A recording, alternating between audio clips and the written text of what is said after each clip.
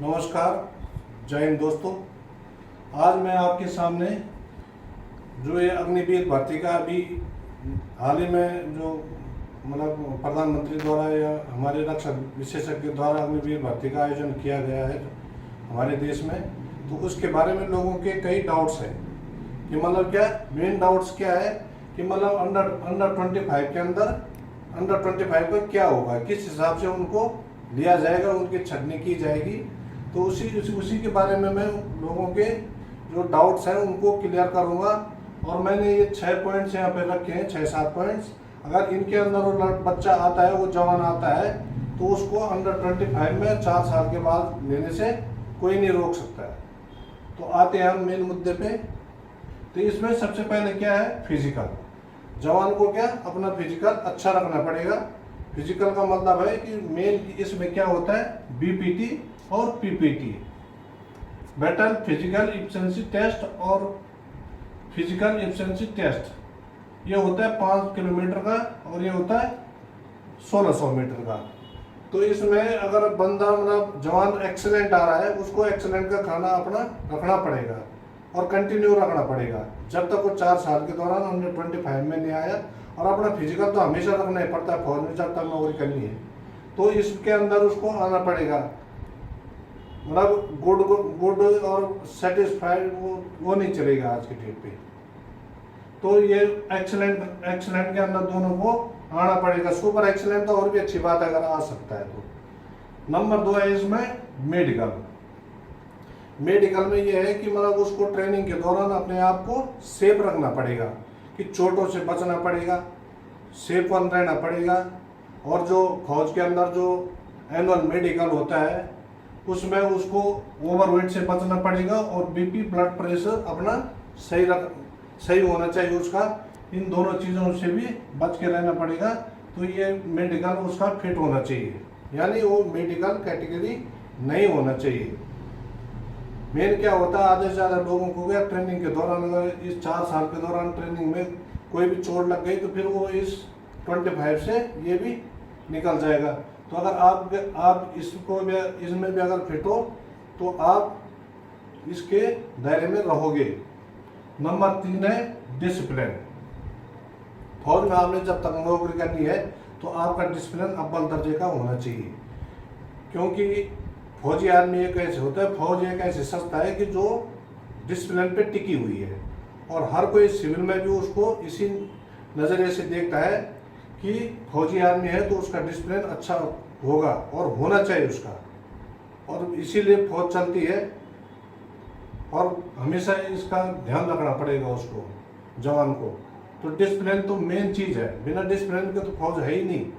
तो उस जवान को अपना ध्यान देना पड़ेगा कि वो डिसिप्लिन में रहे, हर किसी का कहना माने।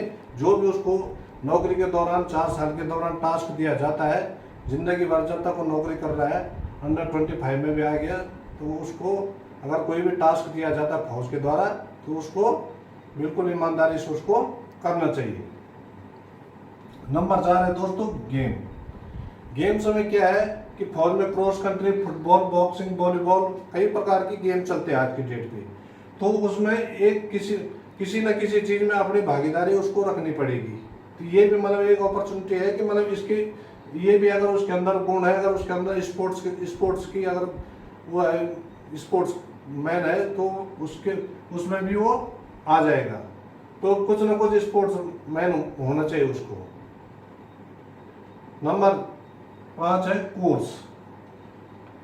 4 साल के दौरान कोर्स में अगर उसकी रुचि है तो 4 साल के दौरान सेक्शन कमांडर तो कर नहीं पाएगा, क्योंकि सेक्शन कमांडर क्या होता है कि आगे जैसे नायक बनता आदमी और नेशनल जो भी सीनियर हो जाता है उनका होता है लगभग 10 साल के बाद होता है, लगभग जहाँ तक इन्फेंट्री की बात है।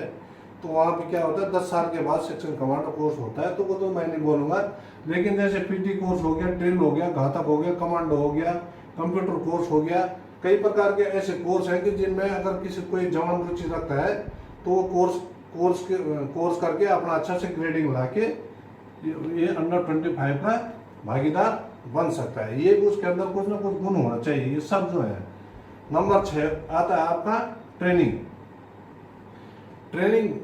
ट्रेनिंग तो एक जीवन का एक हिस्सा है जवान का, कि मतलब उसको ट्रेनिंग अव्वल दर्जे की होनी चाहिए, ताकि वो लड़ाई के दौरान हो, चाहे वो कहीं पे भी, अगर कोई भी उसको स्पर्धा में किसी भी चीज़ में उसको अगर रहना है तो उसको ट्रेनिंग अव्वल दर्जे की करनी पड़ेगी। चाहे ट्रेनिंग का मतलब है कि चाहे यूनिट लेवल पे हो, ब्रिगेड लेवल पे हो, डेव लेवल हो, डेव कोर कमांड, किसी भी लेवल पे अगर ट्रेनिंग चल रही हो तो हर चीज़ में अपनी भागीदारी रखे और अपना मतलब अच्छा अपना लेवल बना के रखे ट्रेनिंग में।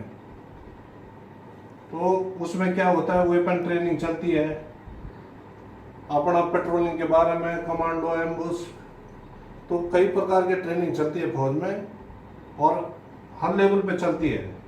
ब्रिगेड एक्सरसाइज होती है, डिव एक्सरसाइज, कोर कमांड यूनिटों से हम बंदे छाड़ के आगे जाते हैं, तो ट्रेनिंग उसकी अव्वल दर्जे की होनी चाहिए, तो तभी वह अंडर 25 के अंदर आ पाएगा। नंबर 7 है लीडरशिप। तो लीडरशिप भी है, लेकिन लीडरशिप में ये नहीं बोलूँगा जवान को तो लीडरशिप करने का इतना मौका नहीं मिलेगा, लेकिन बोलने का मतलब ये है कि उसको अगर कोई भी कार्य दिया जाता है तो मतलब एक ईमानदारी से करके और अपने आप को प्रदर्शित कर सकता है कि उसको मतलब कुछ भी टास्क दिया जा रहा है तो वो उसको कर रहा है, उसको पूरा कर रहा है। और अपनी रिस्पॉन्सिबिलिटी फौज में क्या होता है कि फीडबैक रिपोर्ट, आपको अगर कोई भी काम दिया जाता है तो आप अगर उस काम को करके तुरंत अपने सीनियर को उस चीज़ की फीडबैक रिपोर्ट देते हैं कि सर मैंने ये काम कर लिया है, तो वो भी क्या होता है कि उस जवान के अंदर भी एक तरह से लीडरशिप के गुण आने लग जाते हैं। कई जवान क्या होते हैं कि मतलब उनको कुछ काम दिया जाता, कर तो लेते हैं लेकिन क्या फीडबैक नहीं देते हैं, या उसको इतना डीपली नहीं लेते हैं कि यार मैंने आगे भी बताना है, और इस काम को अच्छे से, अगर मेरे को कोई काम दिया गया है तो उसको अच्छे से पूरा करना है। तो जब तक जवान के अंदर ये चीज़ नहीं आएगी, लीडरशिप का मतलब गलत मत लेना कि मतलब जेसीओ लेवल या हवलदार या कोई भी अधिकारी, हर कोई मतलब नीचे लेवल का मैंने बता दिया आपको कि जवान को भी अगर कोई टास्क दिया जाता तो उसको भी ईमानदारी से करके अपने आगे के लिए कि मतलब यार जवान एक रिस्पॉन्सिबल बंदा है। तो अगर इन 7 चीज़ों को अगर जवान के अंदर है तो अंडर 25 में आने से कोई नहीं रोक सकता है। तो आप लोग इस प्रकार के डाउट्स मत रखिए अपने दिमाग में कि मतलब ये होगा, ऐसे होगा, कि उसकी छटनी पता नहीं कैसे होगी, क्या होगी। तो ये चीज़ अगर आपके अंदर ये 7 गुण है तो आपको अंडर 25 के अंदर कोई रोक नहीं सकता। ऐसा नहीं है कि इसको किसी ने ऐसे मतलब लागू कर दिया हो, तो ये तो मतलब बहुत बड़े ज्ञानी लोग बैठ रखे हैं, कई मतलब रक्षा विशेषज्ञ, प्रधानमंत्री और सभी लोग बैठे होंगे, तब जाके ये डिसीजन लिया गया होगा। तो अभी तो हम इसके ऊपर कोई निष्कर्ष नहीं निकाल सकते, तो लेकिन मेरा भी यही मानना है कि ये भविष्य में, आने वाले भविष्य में क्या बहुत अच्छा होगा। और दोस्तों मैंने क्लियर कर दिया है अंडर 25 का जो ये 7 गुण है वो होनी चाहिए बंदे के अंदर, 100% वो 25 में आ जाएगा। और हाँ, मैं एक चीज़ और कहना चाहता हूँ कि जो भी जवान अंडर 25 में ना भी आ पाए तो अंडर 70% में आए, तो उनका अपना मोरल डाउन नहीं करना है। सर गवर्नमेंट ने उनके लिए कई चीज़ों में मतलब वैकेंसी रखी है, पैरामिलिट्री फोर्सेज हैं, ऐसे मतलब कई तो सिविल कंपनियों ने भी उनको ऑफर दे रखा है। तो आने वाले भविष्य में वो अपने आप को फिट रखें और मोरल डाउन न करते हुए अपने आप को सिविल साइड से भी फिट रखें, तो आने वाले 1-2 साल के अंदर उनका भी कहीं ना कहीं लग जाएंगे। तो इस प्रकार से ठीक है, अब जो रूल है तो रूल है, वो सबके लिए है, उसमें हम कुछ नहीं कर सकते हैं। तो अगर इस प्रकार से होता है, किसी के साथ की होता है दुख, तो किसी को, हर किसी को होता है कि भाई नौकरी लगी है, हम 4 साल के बाद आना पड़ रहा, तो होता है, लेकिन क्या अपना मोरल डाउन नहीं करना है। मेरी शुभकामनाएं आप लोगों के साथ कि आप मतलब आगे जाके नहीं भी आ पाए इस खाने में, अपने आप को सौभाग्यशाली समझें कि हम कभी क्या फौज का हिस्सा बने थे। तो आपको भी भगवान कहीं ना कहीं मेरी शुभकामनाएं हैं कि भगवान बद्र विशाल और माँ दुर्गा से प्रार्थना करता हूँ कि आप भी कहीं ना कहीं सबसे कहीं ना कहीं लग जाएंगे। धन्यवाद, जय हिंद।